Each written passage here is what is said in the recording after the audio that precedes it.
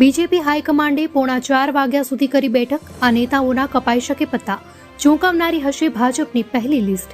ભાજપ આ વખતે 60 થી 70 સાંસદોની ટિકિટ કાપી શકે છે. વડાપ્રધાન નરેન્દ્ર મોદી પહેલા જ કહી ચૂક્યા છે કે કમળ દરેક સીટ પર ચૂંટણી લડી રહ્યો છે.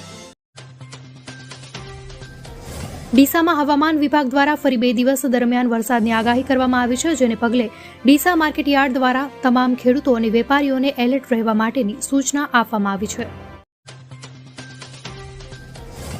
આવતીકાલે મુખ્યમંત્રી સહિત સમગ્ર મંત્રીમંડળ અયોધ્યા જશે, જેમાં મંત્રીમંડળ ઉપરાંત વિધાનસભા અધ્યક્ષ અયોધ્યા જશે, તેમજ ભાજપ પક્ષના મુખ્ય દંડક અને ઉપદંડક પણ અયોધ્યા જશે.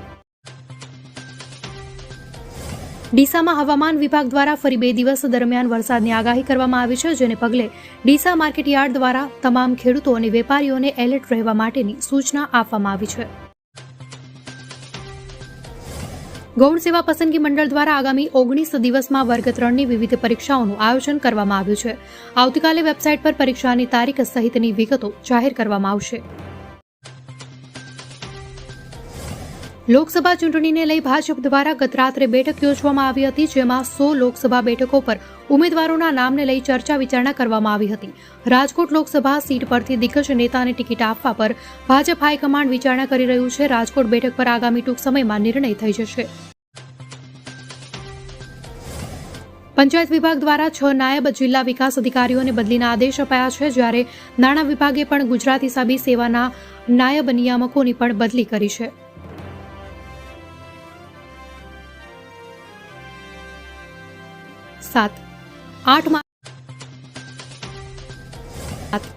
8 માર્ચે દાહોદ બસ સ્ટેશનથી રાહુલ ગાંધીની ભારત જોડો ન્યાય યાત્રા શરૂ થશે.